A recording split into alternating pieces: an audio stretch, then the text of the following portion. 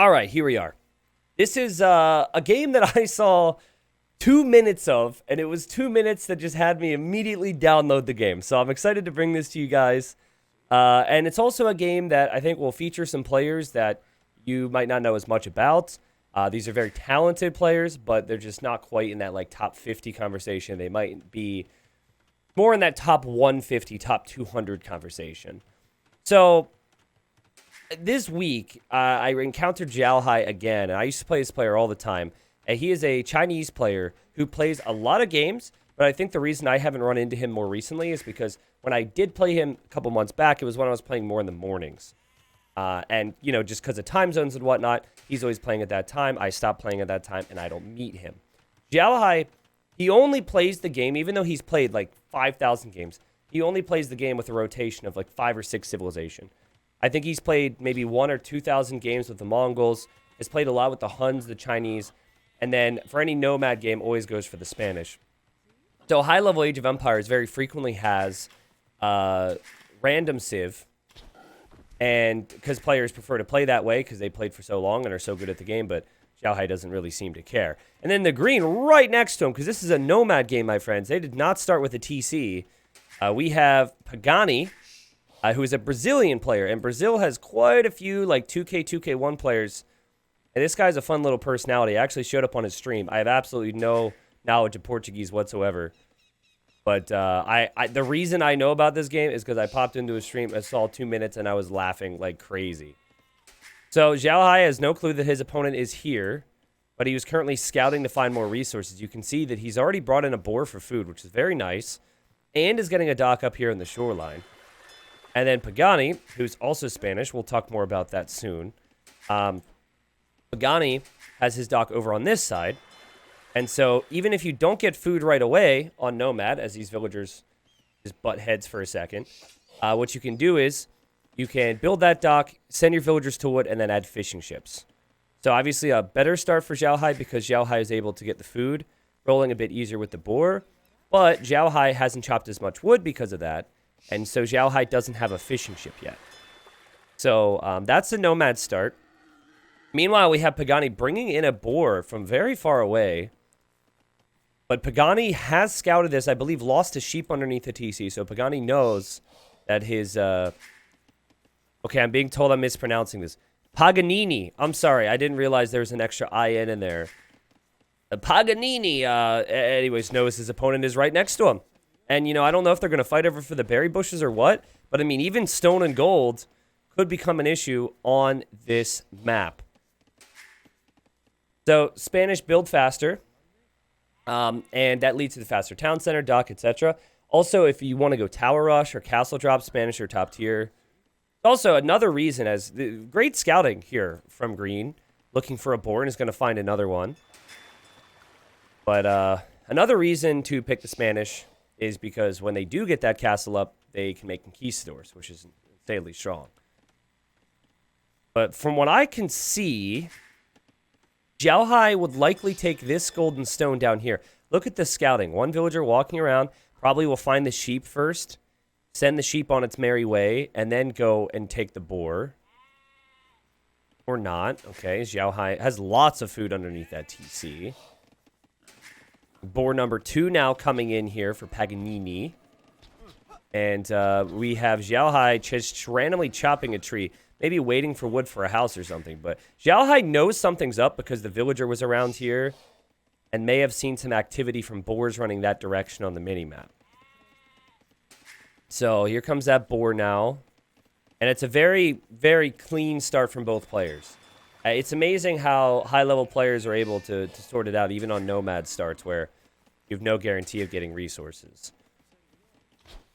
Now, another aspect of Nomad is trying to compete for the fish, especially when you have civs like Spanish that want a lot of food. Okay, and Paganini must be thinking that this is an issue, right? Like, this is going to be really hard to contest. And might be interested in walling in this stone. Sometimes on Nomad you can do that. Right now this just seems to be a scouting villager. Pretty good start so far. Fish working quite nicely over here. This is actually an amazing dock. Right there on the peninsula, Your best bet at finding more D-fish is to get on an area of land that juts out. And look at Xiaohai. This is a classic Nomad trick. I think he's scouting for the opponent's fish. So he's not going to fish with this. Maybe I'm wrong. There's a sheep over here. There's a villager over here. Whoa. Really scouting. And then you could see in the fog of war, you can always see when animals die in your scouting region. And so those deer are getting shot down. A little bit of revenge, I guess. All right. But again, like these are some talented players, right? I think they're 2150. And in order to be considered top 100, you have to be like 2220 or something. So I think they've both been in there.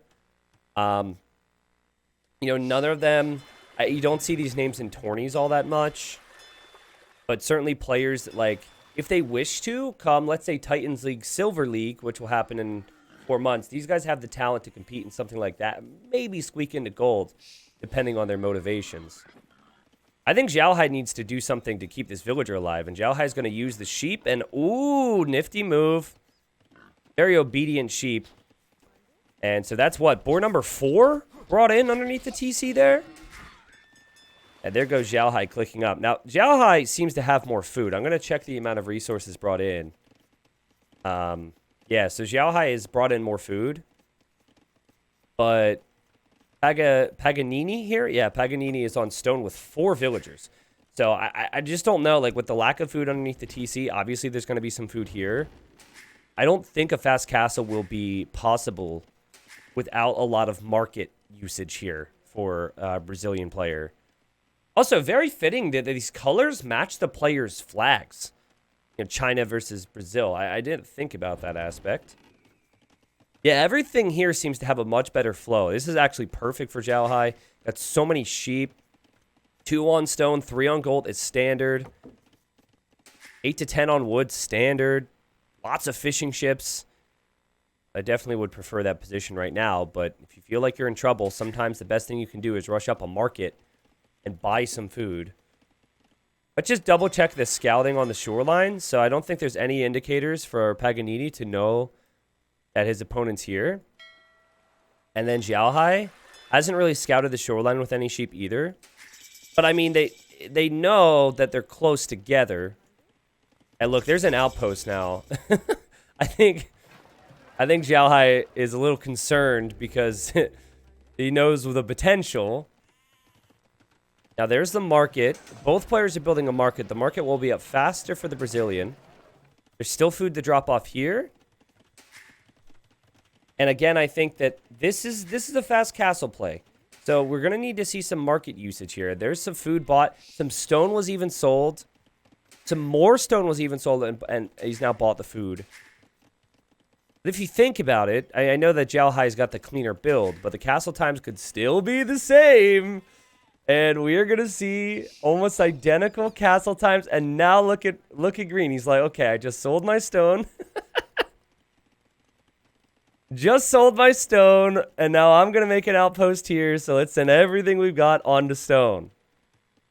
One player builds an outpost. Also, love how Xiaohai got Town Watch. So he's got all this vision. I love the outpost play from both. If there's any doubt on where the, okay, also, funny little thing. Sorry, I have so many things I want to say right now. We only have so much time. So, you cannot build over an individual tree unless you chop it. And so, I don't know if that was intentional from Green to, like, pre-chop it so the castle can be placed there. But they're both going to have the stone for a castle, most likely. I guess in Green's shoes, Green doesn't have any gold floating to buy an extra 100 stone if the stone's not there. But actually, the more I look at this, with no villagers on gold, and this looking kind of inefficient, it's very possible that Xiaohai could still get the castle up faster. Also, Xiaohai and Paganini adding... Oh, look, now selling food to buy more stone. Perfect. They're both adding fire galleys to go for fishing ships.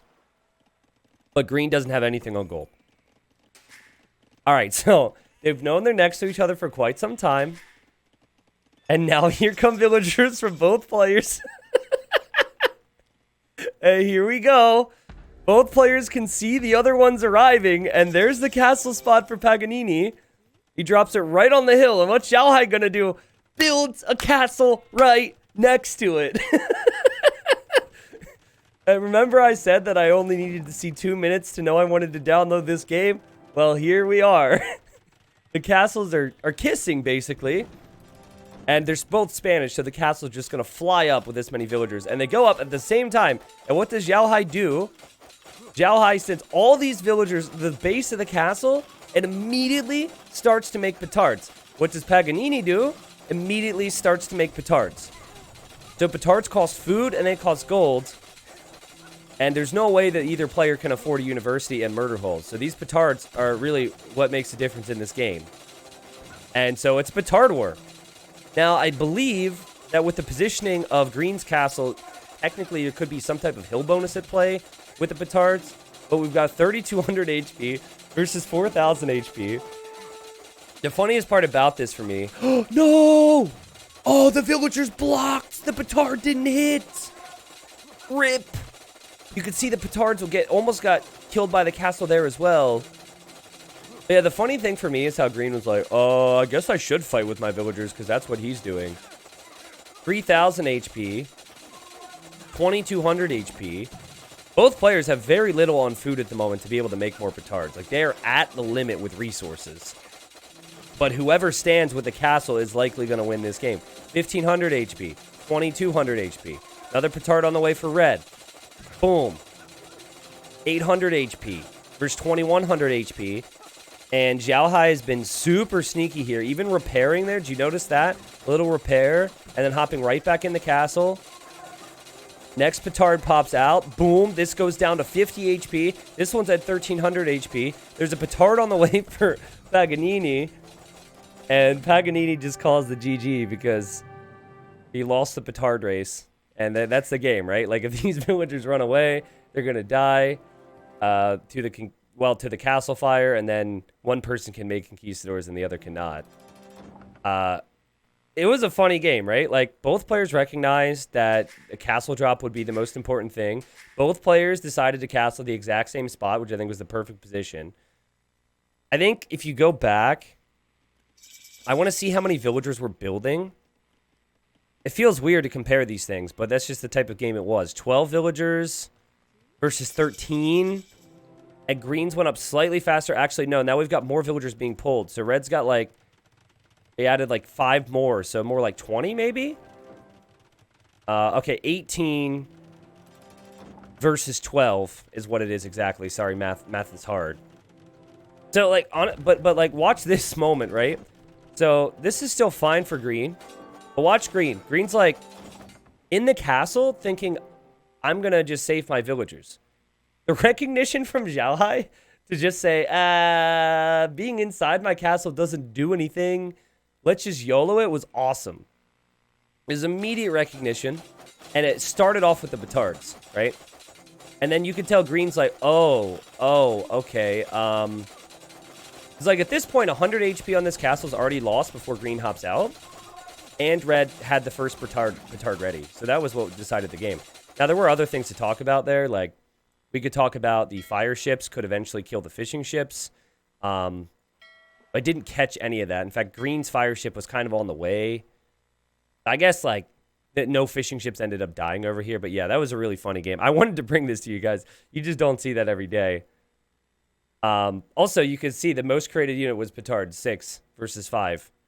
So I think Red getting the villager damage in, and then also getting the petards out faster, won the game. and this is not the thing that's unique about this is it was not a trolly game. Like, that is what you need to do in this situation. When in a Spanish war, when you're right next to the other person, 100%. It's always a race to get to that hill. In this game, Paganini collected more resources. Didn't mean a thing. GG. Funny timeline. They were pretty fast near the end with their petards. And I feel like, I hope people enjoy that. I really like to cast games like this. We just don't get them every day. So I hope people end up enjoying this one. And hey, the next time you build a castle right next to your opponent's castle, make petards. The rare play where petards are meta.